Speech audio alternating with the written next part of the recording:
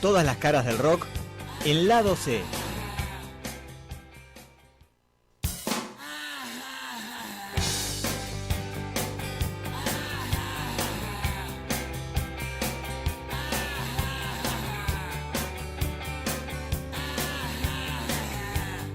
Continuamos, 17:29 minutos de este día lluvioso y frío y que nos da esa sensación de que estamos en pleno julio. ¿No es así? Sí, más o menos. Más o menos. ¿Cómo le trata la vida a usted, Agustín? ¿Se ve bien? El verano mal, el calor mal, así que todo mal. Está todo mal. Es lindo arrancar el día ya mal, porque sí, uno yo siempre arranco, a las 5 de la mañana ya arranco con... Porque uno no tiene que andar ser ciclotímico ni bipolar, arranca mal y termina mal. Yo soy genuino. Claro, no gastás en tiempo en cambiar de parecer. No, si arrancás mal te da posibilidad de mejorar, ¿no?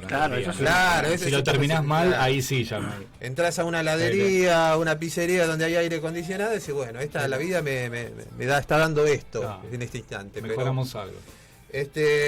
Volviendo un poco vamos a sacar algunos graphs que hay de más en la pantalla. Mira, ahora sos Leo Piscucci. Leo Piscucci. No, ¿cuántas personalidades tenés? Personalidades tengo varias. Pero siempre las personas que se me acercan odian la misma personalidad. O sea, las otras no las conocen, pero siempre terminan insultando a la personalidad que tengo. Pero bueno, esas son cuestiones que tengo que hablar el viernes en terapia. 3.000 pesos la terapia me aumentó, así que voy a hablarle hasta de los precios de la polenta. Así que supongo que con ese precio me van a esperar con pasta frola y café, ¿no? Imagínate. Ponele. Volvamos un poco a la temática del programa. Tenemos un programa de radio en el cual habitualmente hacemos lo que organizamos, ¿no? Como en este caso, nuestro compañero Sergio trajo el desarrollo y la historia de la reedición de un disco de los mejores discos que hay dentro de lo que es el rock argentino. Sí. Es la historia de la reedición de La Grasa de las Capitales, el segundo disco de una de las más grandes bandas del rock argentino, Serú Girán, una mítica banda. Y es una reedición muy especial que además tiene una historia previa, ¿no? que me gustaría contarles. Vos sabés que en el año 2016 la expresidenta Cristina Fernández creó el Instituto Nacional de la Música, el INAMU, ¿no? Es un ente público, no estatal, digamos, que tiene por el objetivo el fomento, el apoyo, la preservación y la difusión de la actividad musical. ¿Quién lo creó? En general. La presidenta Cristina Fernández. Bien. Y fue creado por una ley aprobada por el Congreso Nacional. Y entre las muchas actividades realmente muy buenas que tiene este Instituto Nacional de la Música, se propuso recuperar el catálogo completo del sello Music Hall, que era propiedad de una empresa que se llamaba SIC Americana y que había quebrado en el año 1993. Y que significó hace muy pocos años recuperar, ¿no?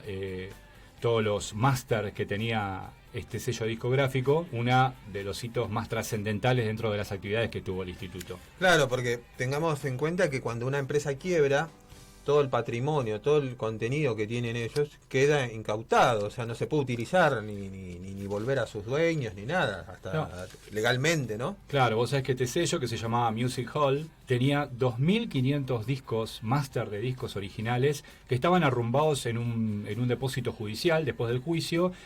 El juicio por la quiebra todavía no había terminado, con lo cual nadie podía disponer de los másters.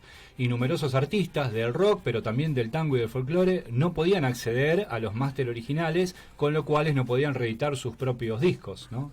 Me imagino que donde estaban esos máster habrá sido una habitación húmeda y que se inundaba, porque siempre suele suceder esas cosas. Es muy probable. Desde la época en que Sofovich borró todos los máster de los programas porque para no comprar cintas nuevas, borró los programas y grabó, es como el cassette, ¿no? Sí. Y bueno, así es es nuestra. un grave problema de la cultura argentina es la preservación de los registros históricos. Sí, de los que manejan la cultura, Sí. porque habitualmente los que manejan la cultura no tienen cultura. Suele suceder, como en el caso de Sofovich, en el manejo del canal público. Mándame 4, decía. ¿Viste? Lo único que le interesaba es vender publicidad. Pero bueno. Bueno, la cuestión que los músicos no podían acceder a su propia obra ni tenían los derechos para publicar sus discos en el formato que quisieran, ¿no? Y luego de largas gestiones del Instituto Nacional de la Música ante el juzgado, pudo hacerse de los máster originales y emprendió un plan de recuperación de esta obra inmensa que estaba prácticamente perdida. Entonces se comenzó con un proceso de digitalización para que cada artista disponga de su obra y se abra la posibilidad de una reedición. Por ejemplo, estaban los máster originales de Papo Blues. Todos estaban ahí, los máster originales. Por supuesto que los discos de Papo Blues se siguieron reeditando, pero en realidad que las copias que se utilizaban eran muy malas, con lo cual la calidad original no estaba representada realmente. Eran calidades muy, muy pobres cuando uno compraba un disco de Papo Blues, porque los máster originales estaban perdidos. Bueno, y así... O sea, se iban grabando, pero no se podían masterizar. No, tal cual. Eran copias de copias de copias, claro. Y además no se tenía la posibilidad de remasterizar el disco, que para eso necesitas la cinta original de grabación, ¿no? Y bueno, Serú Girán, la emblemática banda de rock argentino, había editado sus 2 primeros discos en el sello Sasan Record, que era uno de los sellos subsidiarios de Music Hall, ¿no? Y bueno, de vuelta en manos de sus autores, Pedro Aznar se propuso remasterizar bajo los mejores estándares de calidad disponibles hasta ese momento La Grasa de las Capitales, el segundo disco de la banda, que es del año 1979, su segundo disco, y el que los haría ingresar al panteón de las más grandes bandas argentinas. ¿Cuándo fue esta masterización? Ahora. Fue hace 2 años que se hizo la remasterización de La Grasa de las Capitales. Bueno, pero antes de contar un poco los resultados de la edición 40 aniversario del disco, vamos a repasar un poco la historia de cómo se hizo este disco, ¿no?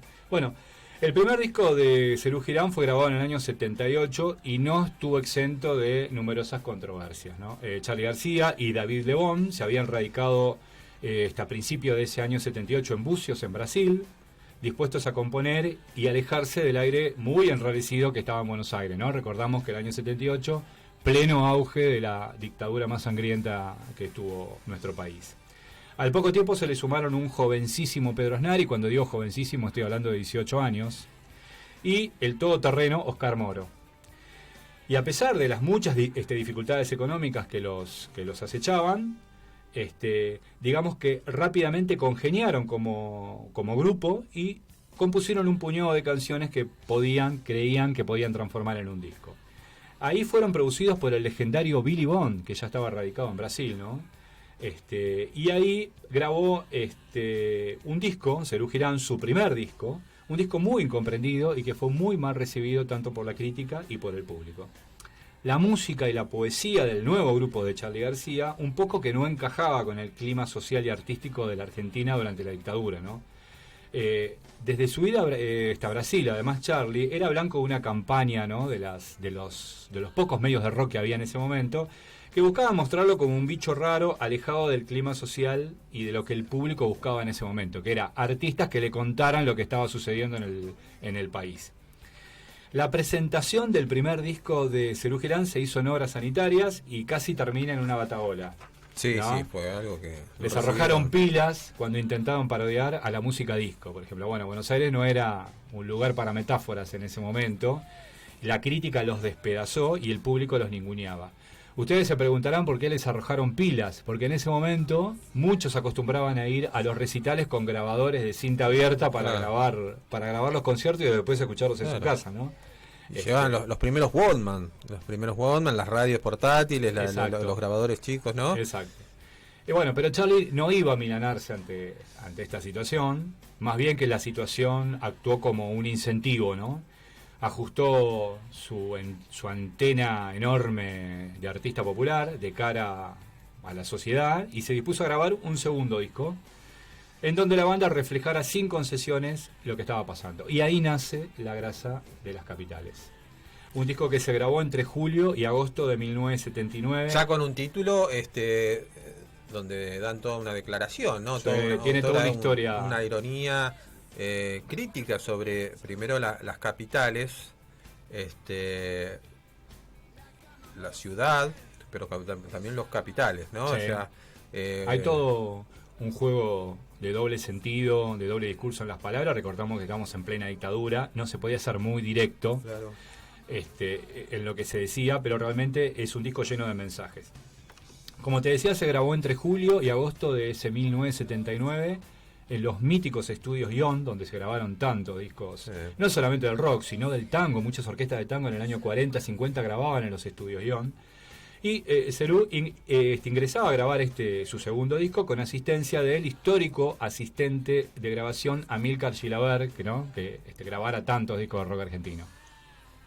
La idea era respetar el sonido de la banda, grabando casi todo en directo, sin muchas sobregrabaciones, en una consola de 24 canales que era muy buena para la época, era la última innovación que había y bueno, era una muy buena tecnología a la que podía acceder una banda de rock nacional. La perfecta sintonía que había entre Chilaver, que era el técnico de sonido, y García, es otro de los secretos de lo bien logrado que está el sonido del disco, ¿no? Además de la soberbia interpretación de los 4 músicos, porque Serú era una banda con muchísimas horas de ensayo y que buscaba tener un profesionalismo en escena que no se veía mucho en esa época en Argentina. Quizás volvería a aparecer mucho más adelante con bandas como Soda Stereo, ¿no? Que buscaban sonar en vivo de manera perfecta, independientemente si nos gustara más o menos el estilo musical. Era una banda muy profesional, Serú.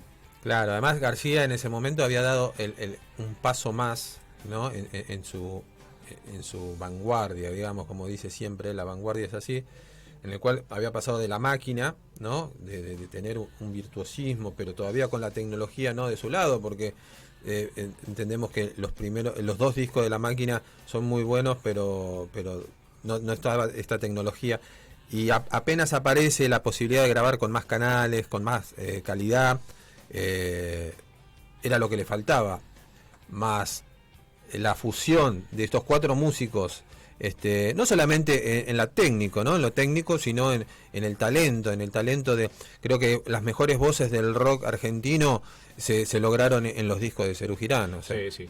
Eran músicos muy virtuosos en el manejo de sus instrumentos, que buscaban trabajar las armonizaciones vocales. Creo que muy pocas bandas trabajaron las armonizaciones vocales como Serú Girán. Y además el ensamble del sonido, ¿no? Como muy pocas bandas en Argentina. Era un combo casi perfecto. Bueno, y ahora vamos al concepto del disco que recién nombrabas, Gustavo. Bueno, todo el concepto nació de la cabeza de Charly García. La grasa, ¿no?, a la que apunta el título del disco, apuntaba al consumo cultural de la clase media porteña, aunque el músico declarara que como concepto podía aplicarse a cualquier capital del mundo, ¿no? Por eso lo de la grasa de las capitales.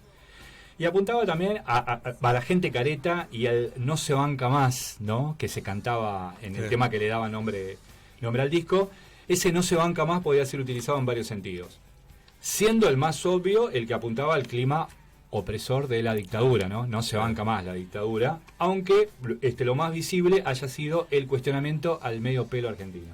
Sí, además recordemos que estamos en la época de la plata dulce, de la música disco, de un aspecto donde la Argentina, como habitualmente sucede, piensa que pertenece a un lugar de donde no es, que la gente que podía, ¿no? Porque después estaban los que quedaban corridos por la construcción de la autopista, venían al conurbano, los traían, los mandaban, de comprar todo, bueno, ya lo hemos visto en la película esa emblemática de donde está Federico Lupi, ¿no? O sea, el plata dulce. Toda esa farsa que se tiende cada tanto, ¿no? Y bueno, y la sociedad un poco, como decís vos, la clase media es la que mueve más o menos la visibilidad de las cosas.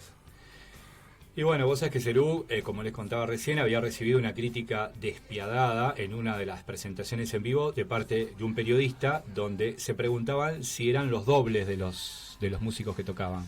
Dice, fue tan malo el show que no parecían los 4 Serú, parecían dobles. Igual el periodismo creo que estuvo siempre a la altura de las circunstancias, sí. O sea, medio pelo. Exactamente. Eso sumado a que otro diario además había publicado un perfil de Charly García muy polémico con el título de Charly García, ¿ídolo o qué?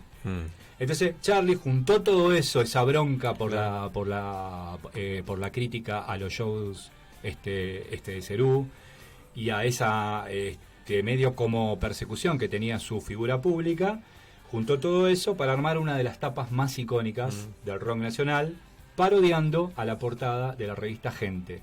En vez del logo de Gente puso Grasa y abajo de Las Capitales. La revista Gente era en ese momento portavoz de ese medio pelo argentino y era una férrea defensora del régimen militar, como todas las publicaciones de Editorial Atlántida, ¿no? En ese momento, en donde en la tapa se veían a los 4 músicos caracterizados como Aznar como un oficinista, David Lebón como un rugby, a pesar de que el físico no lo ayudaba, Charly García como un playero de una estación de servicio y Oscar Moro como un carnicero, ¿no? Y los títulos restantes se reían de todos los tópicos de la tilinguería que mostraba la revista, ¿no? Yo traje la revisión, la tapa de la revisión de La Grasa de las Capitales, donde podemos ver que esto simula la tapa de una revista y ahí se ve la fotografía de los 4 miembros de Cerú disfrazados. Con, ¿no?, los títulos sensacionalistas. Con los títulos sensacionalistas que solía traer la revista Gente. Ahí aparece el famoso Charly García, ídolo que. Claro. ¿No? David Lebón se confiesa, Moro campeón mundial, y Pedro Aznar y Olivia Newton-John, por Olivia Newton-John, una famosa cantante pop de esos años, ¿no? Y bueno, era una etapa icónica. Y bueno, también aparece la leyenda, descubrimos a los dobles de Cerú Girán, ¿no? Haciendo una ironía con respecto a la famosa crítica que había tenido. Todo esto basado en críticas anteriores.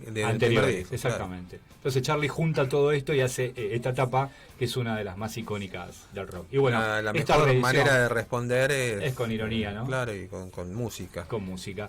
Y esta etapa, la reedición de La Grasa de las Capitales respeta 100% el arte original de tapa del disco, es una de las tapas más famosas del rock nacional. La Grasa de las Capitales tiene 9 canciones que eran de una confección de alto vuelo, ¿no? El grupo dejaba de lado las orquestaciones y las letras se volvían más directas, más emotivas, y el disco ya rompía de entrada con todo el pasado, con toda la producción anterior, con unas líneas a capela que plantaban bandera, ¿no? Charly y el resto de los Cerú cantaban: ¿qué importan ya tus ideales? ¿Qué importa tu canción? La grasa de las capitales cubre tu corazón. El tema resumía en 4 minutos el concepto del disco: crítica feroz, varios géneros musicales, arreglos progresivos, hasta un solo de batería tiene el tema, todo en muy pocos minutos, en 4 minutos. En el No se banca más que tiene la letra del disco, se resumía todo: el caretaje, la dictadura y los medios. Un fresco perfecto en pleno patriotismo mundialista. Recordamos que estamos en el año 79, post-mundial 78, y en pleno auge de la dictadura genocida. A partir de ahí, el disco tocará cimas que lo van a convertir en clásico. Todos los temas son de una alta confección. Pero si les parece, vamos a comenzar escuchando el primer tema de este segundo disco de Cerú Girán, el tema que le da nombre al disco, La Grasa de las Capitales.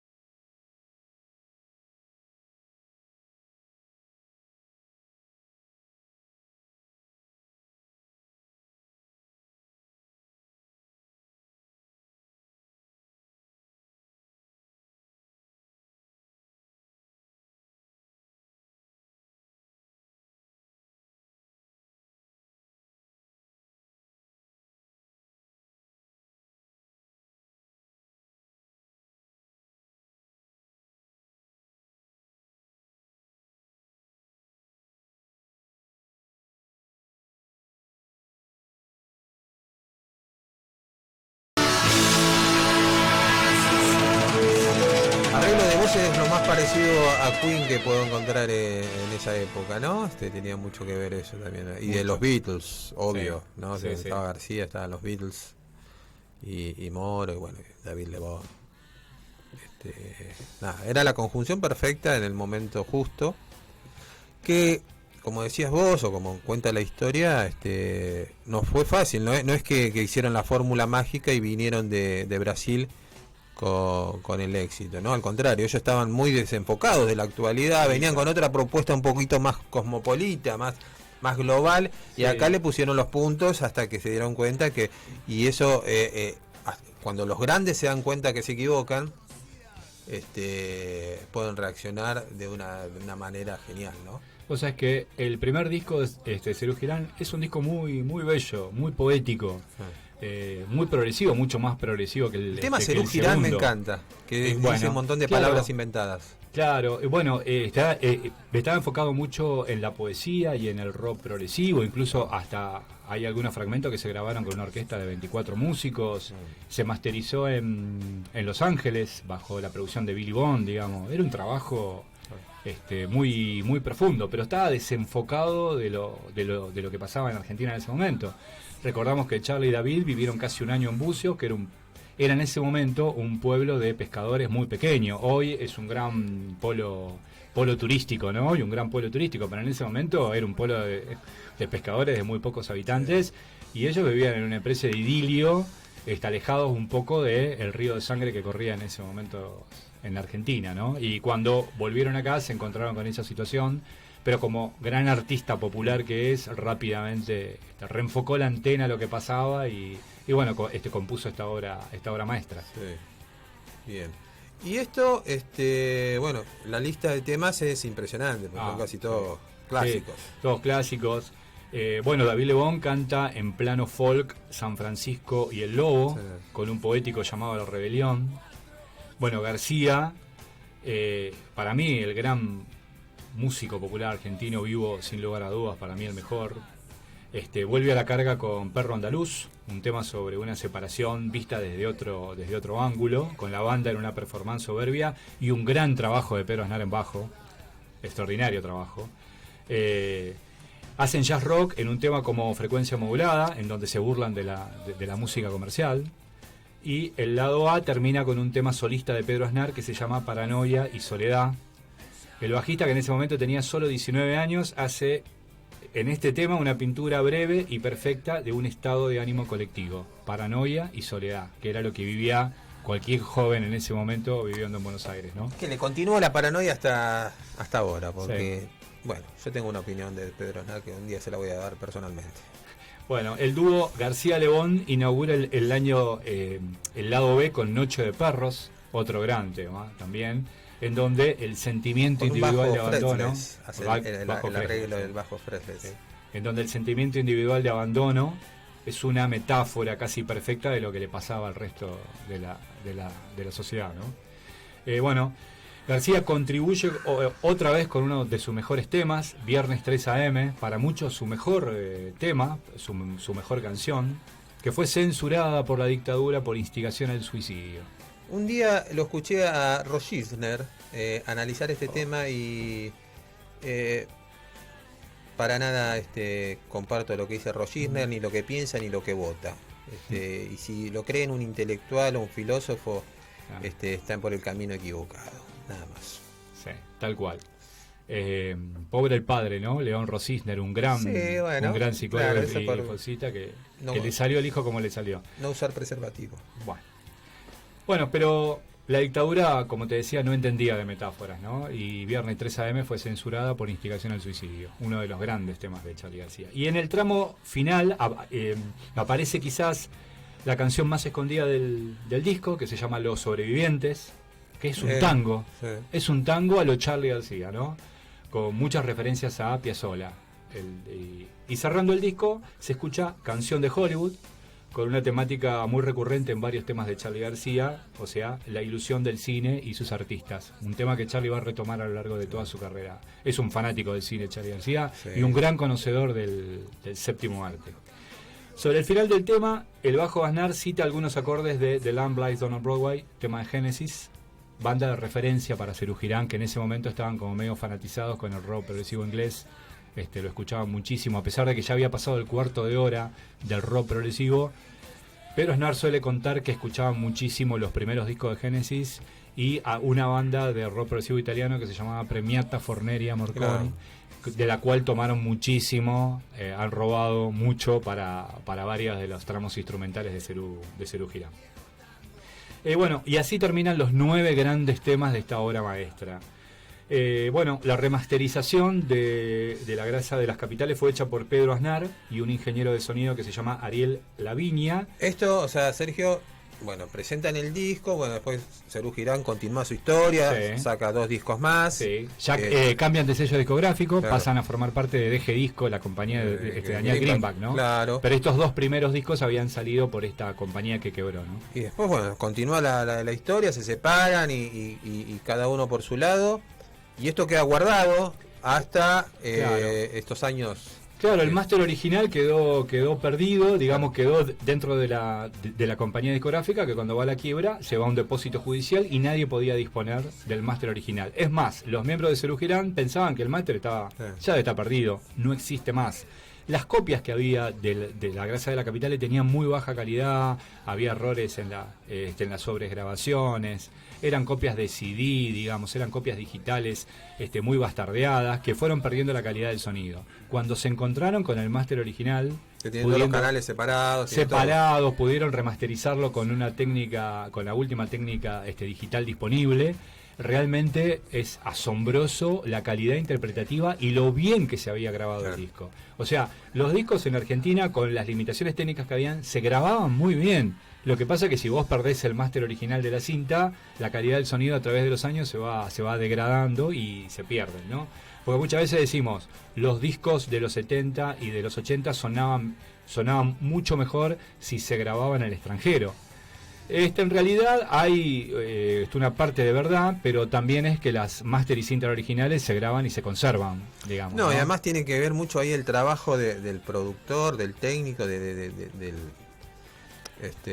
productor artístico, ¿no? En este caso el concepto, o sea, de gente que tiene mucha experiencia, a pesar de que la tecnología en la Argentina recién estaba comenzando a evolucionar, eran tipos que ya habían grabado las grandes obras del rock. Y de la música popular, obviamente, pero eso hacía también que tenga una identidad y un buen criterio, ¿no? Porque al encontrar, vos encontrás una cinta 20 años después y te das cuenta que todo lo que está ahí está bien hecho, es porque no se valió de la tecnología. Bueno, el trabajo de remasterización supervisado por Pedro Aznar es increíble, es excepcional. No solo por el detalle de todas las sutilezas de la grabación, que ahora se pueden escuchar claramente, sino porque se respetó el sonido de la época, que es muy de los 70, digamos, ¿no? No se desvirtuó el sonido porque se lo... No hubo agregados. No hubo agregados, claro. Ninguno. No dejando que se pierda la calidez de la grabación, ¿no? En el proceso de digitalización, que a veces vuelve muy frío los sonidos. Una verdadera proeza, ¿no? Lo importante que la remasterización la hizo una persona que formó parte de las grabaciones y que recordaba cómo era el sonido original de la banda, ¿no? Eso es muy importante, porque cuando lo hace otra persona ya entra el criterio de... Y es parte, o sea, lo hace el autor de la obra. Exactamente. De todo, y además recibió la aprobación de los otros miembros de Serú Girán sobrevivientes, tanto Charlie como Devon, dieron el ok final para los resultados de esta remasterización. Porque creo que en cualquier obra musical, ¿no? En este caso que estamos hablando de discos, el lugar de donde viene, el momento en que se grabó, el contexto, todo eso es parte de la obra, ¿no? O sea, nosotros no es lo mismo Sgt. Pepper si se hubiese grabado en el 95. O sea, ¿por qué? Porque es parte un proceso histórico, ¿no? el instante en que se grabó esto penetró dentro de lo que fueron la obra, el sonido, el concepto, la ideología, las canciones, y borrarle eso es como sacarle un canal menos, ¿no? Otro hallazgo de esta reedición es la reproducción del arte de tapa, que es parte indisoluble de la época. Estamos en la época de los vinilos, ¿no? Y el arte de tapa era parte fundamental del disco, parte esencial, ¿no? Hay tapas que son históricas, icónicas, como esta de La Grasa de las Capitales. Y además trae un sobre interior rediseñado a partir de fotografías descartadas de la sesión original de fotos que fueron rescatadas, que estaban a cargo del fotógrafo Rubén Andón, y se incluyó un sobre interior con varias fotografías de la época. Es una edición de lujo esta reedición de la Grasa de las Capitales, y además del vinilo trae una copia del disco también en CD, ¿no? Es un gran acontecimiento que premia un disco clásico de la que quizás sea la banda de rock argentina más grande de todos los tiempos. Claro, y además es también un paso, darle un lugar a volver a escuchar música de calidad, con calidad, ¿no? Porque estamos muy acostumbrados a escuchar quizás a través de plataformas no preparadas, ¿no? Donde hemos mediocremente adiestrado nuestro oído para escuchar MP3, ¿no? Es como escuchar como una piedra. Y tener la posibilidad de encontrar esto, ya sea en vinilo o en CD, nos da la posibilidad. Y un buen ejercicio es escuchar el original y escuchar la reedición, ¿no? Para notar cuál es el trabajo de todo esto, ¿no? Les voy a dar un dato. En la plataforma Spotify están las dos versiones. Les recomiendo que escuchen algún tema al azar en las dos, la versión original que tenía la plataforma y la reeditada, remasterizada, y van a notar el cambio y la calidad del sonido es muy asombrosa. Es muy asombrosa. Realmente fue un trabajo hecho a conciencia, como decíamos recién, por uno de los artistas que creó y con la aprobación de los otros miembros restantes de la banda, ¿no? Buenísimo. Así que bueno, para cerrar esta columna homenaje a esta reedición de La Grasa de las Capitales, vamos a escuchar otro gran tema de este disco. El tema se llama Perro Andaluz, fue escrito por Charly García en letra y música, y les recomiendo escuchar la línea de bajo extraordinaria de Pedro Aznar.